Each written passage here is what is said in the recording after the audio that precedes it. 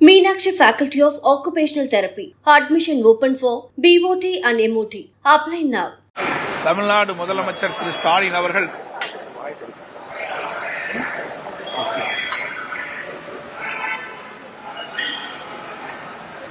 கடந்த 3 ஆண்டு காலமாக பாரத பிரதமர் அவர்கள் தலைமையிலே நடைபெற்ற நிதி ஆயோக் கூட்டத்தில் கலந்து கொள்ளவில்லை. அதற்கு பல்வேறு கருத்துக்களை முதலமைச்சர் ஸ்டாலின் அவர்கள் தெரிவித்திருக்கின்றார்.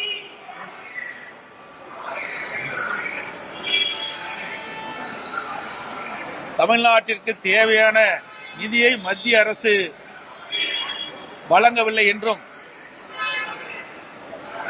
பல்வேறு திட்டங்களுக்கு அனுமதி கிடைக்கவில்லை என்றும் குற்றச்சாட்டை சொல்லி கடந்த 3 ஆண்டு காலமாக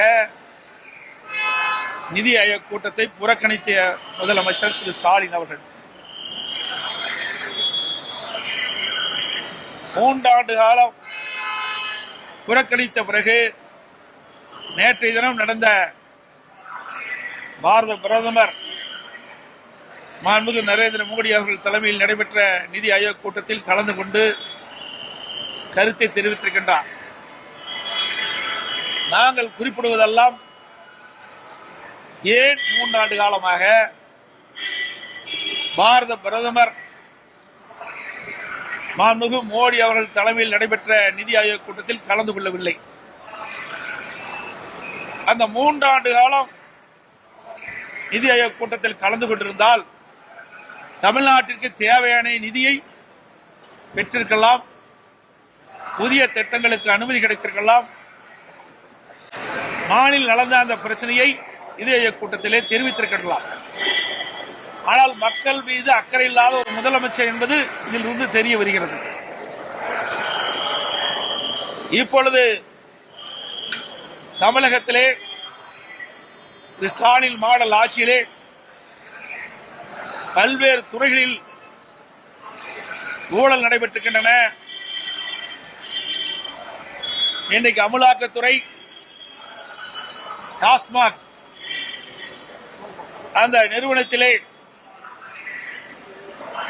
பல்வேறு மட்டத்திலே ஊழல் நடைபெற்று ரெய்டு நடைபெற்று விசாரணை நடைபெற்றுக் கொண்டிருக்கின்றது.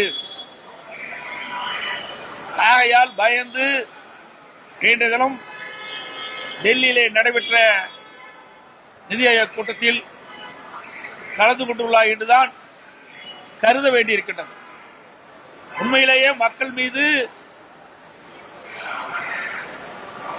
பிரச்சனை, மக்களுடைய பிரச்சனையை தீர்க்க வேண்டும் என்று முதலமைச்சர் கருதி இருந்தால் கடந்த 3 ஆண்டு காலமாக எதற்கு நிதி ஆயோக் கூட்டத்தை புறக்கணித்தார்?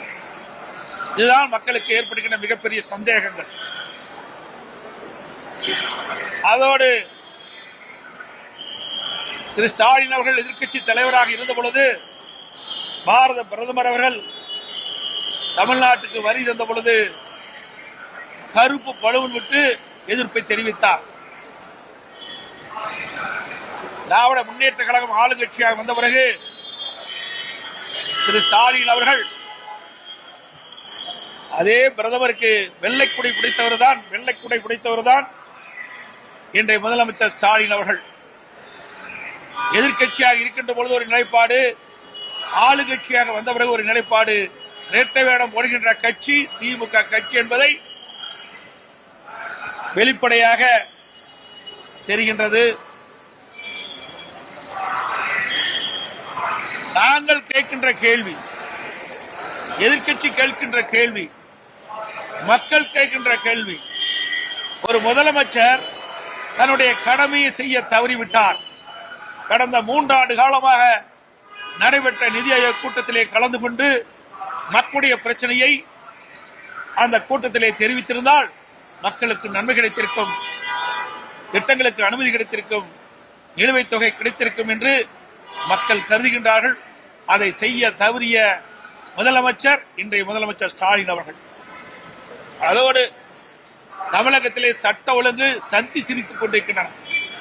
நான் ஒவ்வொரு முறையும் ஊடக நண்பர்களையும் பத்திரிகை நண்பர்களையும் சந்திக்கின்ற பொழுது தமிழகத்தில் நடைபெற்ற சில சம்பவங்களை கோடிட்டு காட்டி இந்த அரசு வந்த பிறகு நாட்டு மக்களுக்கு பாதுகாப்பு இல்லை, பெண்களுக்கு பாதுகாப்பு இல்லை, சிறுமிகளுக்கு பாதுகாப்பு இல்லை, அப்படிப்பட்ட அவல ஆட்சி தமிழகத்திலே தொடருது என்று நான் ஊடகத்தின் வாயிலாக, பத்திரிகையின் வாயிலாக, சட்டமன்றத்திலையும் நான் பேசியிருக்கின்றேன், அறிக்கையின் வாயிலாக வெளியிட்டிருக்கின்றேன். ஆனால் இந்த அரசு உரிய முறையிலே மக்களுக்கு பாதுகாப்பு வழங்க தவறிவிட்டது.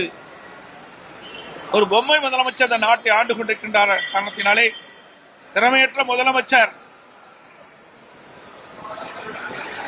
இன்னைக்கு நாட்டை ஆண்டு கொண்டிருக்கின்ற காரணத்திலே சட்ட ஒழுங்கு மிக மிக மோசமான நிலையிலே இருந்து கொண்டிருக்கின்றதுதான் நாடறிந்த உண்மை.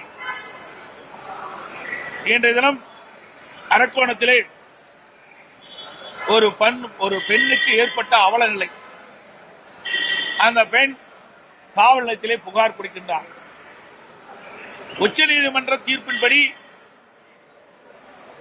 அந்த பெண் கொடுத்த புகாரை அப்பொழுது எஃப்ஐஆர் பதிவு செய்ய வேண்டும். ஆனால் அந்த பெண் 7ஆம் தேதி காவல் நிலையத்திலே புகார் கொடுக்கின்றார். 10ஆம் தேதி தான் அந்த புகாரை பதிவு செய்கின்றார்கள்.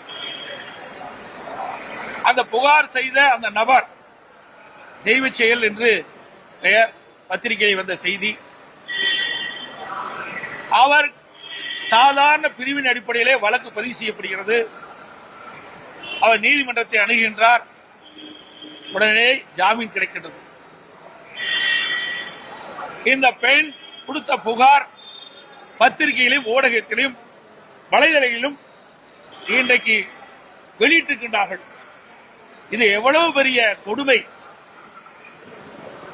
வழக்கு சம்பந்தப்பட்ட புகார் கொடுத்தவர்கள் இதை வெளியிடக்கூடாது, காவலர்கள். ஆனால் அந்த பெண்மணி கொடுத்த அந்த புகார்கள் அப்படியே ஊடகத்திலும் வலைதளங்களிலும் வந்ததாக அந்த பெண்மணி பேட்டியளித்திருக்கின்றார். அதோடு தனக்கு ஏற்பட்ட கொடுமைகளை மேதகு ஆளுநரிடம் தெரிவிப்பதற்காக சென்னை சென்றிருக்கின்றார் அவருடைய தாயாருடன். அங்கே சென்றவுடன் அங்கே இருக்கின்ற காவலருக்கு இது தெரிய வருகிறது. மேதகு ஆளுநரை சந்திக்க விடாமல் தடுத்து நிறுத்தி அந்த பெண்மனையும் அவரோடு வந்த தாயாரையும் ஒரு ஆட்டோவில் 2 பெண் காவலர்கள் ஏற்றி வழியிலே இறக்கி விடுகின்ற கொடுமை இந்த ஆட்சியிலே தான் பார்க்கப்படுகிறது. அந்த பெண்மணி சொல்லுகின்றார், இவ்வளவு கொடுமை எனக்கு ஏற்பட்டிருக்கின்றது.